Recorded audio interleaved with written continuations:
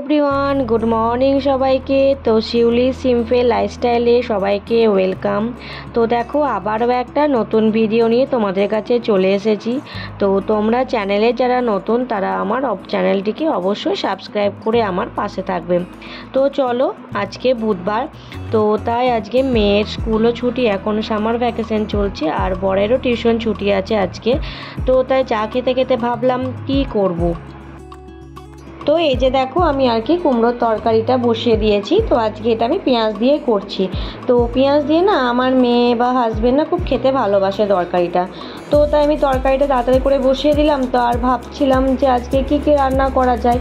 তো সকালবেলায় উঠেই না ভাবি যে আজকে কি কি রান্না করব।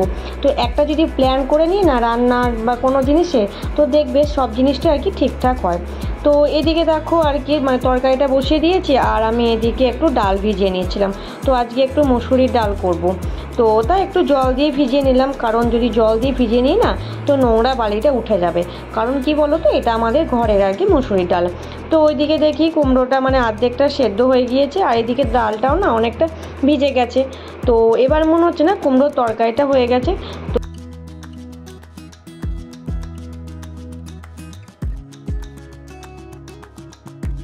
তো ওপরে এসেই দেখি ওরা উঠে গেছে। তো আমি তাই বিছানাটা ঠিক করতে চলে এলাম।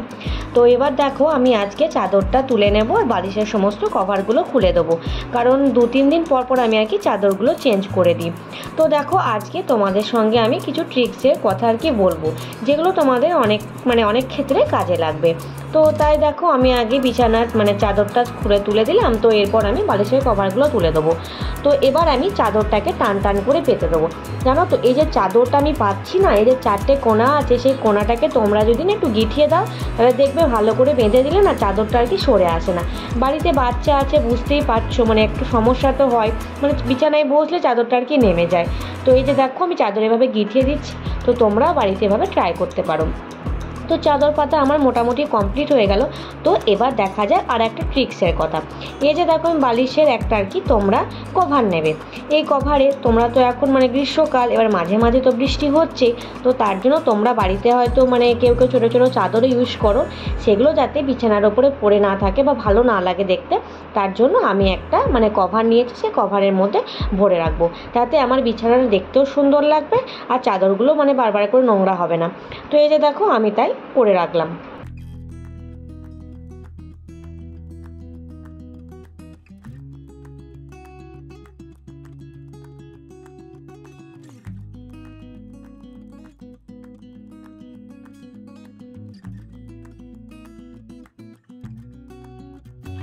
এই যে দেখো সুন্দর করে গুছিয়ে রাখলে না ঘরটাও দেখতে খুবই সুন্দর লাগে, আর নিজের মনটাও না একটু ভালো হয়ে যায়। তো এই যে দেখো আমার গোছানো কমপ্লিট।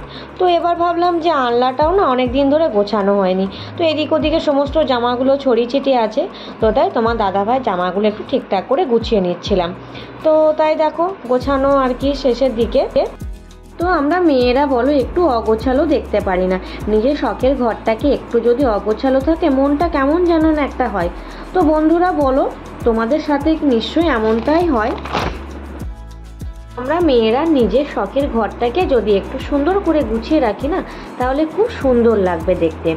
তো চলো, এই যে দেখতে পাচ্ছ খাটের পাশে টুল বলবো না আর কি, জিনিসপত্র রাখা হয় আর কি। তো সেটা না আমার খাটের পাশে রাখার জায়গা হয়নি, সেজন্য আমি কি করেছি, তো জানলার সামনেই রেখে দিয়েছি। তো এখানে আমার মেয়ে না খেলনাগুলোকে ঠিকঠাক করে রাখে না। তো দেখলাম যে এটা একটু অগোছালো হয়ে আছে, তাই একটু ঝেড়ে মুছে নিলাম।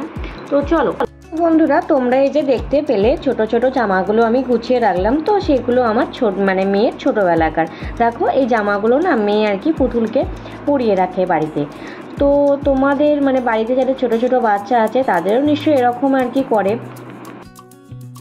তো জানো বন্ধুরা, আমার মেয়ে যখন এভাবে আর কি পুতুল নিয়ে খেলে, তখন আমার ছেলেবেলার কথা খুবই মনে পড়ে যায়। তো আমি যদি আবার সেরকম ছেলেবেলা ফিরে পেতাম তো কতই না ভালো হতো বলো। তো এবার আমি জানালাটা একটু মুছে নিলাম। তো এবার ঝাঁট দিয়ে দেবো। আর ওইদিকে দেখো ড্রেসিং টেবিলটা না অনেকদিন পরিষ্কার করা হয়নি। তো হ্যাঁ জানো তো আমি না আর কি মাস্ক পরতে ভুলে গেছি, কারণ আমার একটু ধুলোতে অ্যালার্জি আছে। তো একটু শ্বাসকষ্টও হয় আর কি, তার জন্য আমি মাস্কটা আর কি আগে ভাগে পরে নিলাম।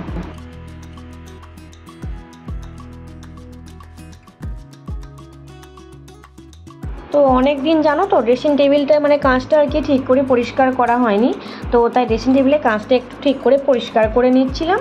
আর ওখানে আমি দুটো ঝুড়ি রাখি, তো একটা ঝুড়িতে কি বলো তো, একটা ঝুড়িতে আমি আর কি সাজের জিনিসগুলো রেখে দিই, আর একটা ঝুড়িতে মানে ওষুধ টষুধগুলো রেখে দিই।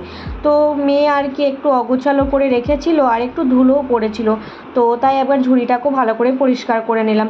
সব সময় তো এগুলো আর পরিষ্কার করা সম্ভব হয় না, তো সপ্তাহে কি বলো তো আমি 2 দিন থেকে 3 দিন মানে পরিষ্কার করি, কিন্তু প্রতিদিনই না কীভাবে যে ধুলো ময়লা জমে বুঝিয়ে উঠতে পারি না। তো এই যে দেখো, তাই আমি মুছে নিলাম ঠিক করে, তো সাজের জিনিসগুলো একটা ঝুড়ির মধ্যে রেখে দিলাম, আর একটা ঝুড়িতে আমি আর কি মেয়ের কিছু কিছু ওষুধ বা ছোটো ছোটো ক্লিপ, এগুলো চিরুনি এগুলো রেখে দিলাম। সবসময় তো ড্রেসিং টেবিল খোলা সম্ভব হয়ে ওঠে না তাড়াতাড়ি করে। তো দেখো আমার গোছানো মোটামুটি কমপ্লিট। তো এবার আমি নিচে গিয়ে আর কি চানটা সেরে নেবো। তো চলো নিচে গিয়ে আর কি চানটা করে আসি। তো এই যে দেখো দুপুরবেলায় আর কি মানে আগের দিন আমি মাংস করেছিলাম, তো সেটা আর কি মেয়েকে গরম করে দিলাম।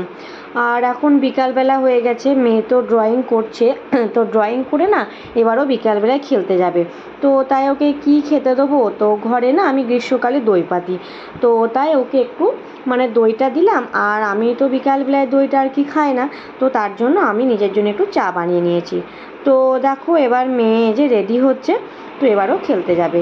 তো ভিডিওটা তোমাদের কেমন লাগলো কমেন্ট করে জানিও, তো ভালো লাগলে একটা লাইক করে দিও।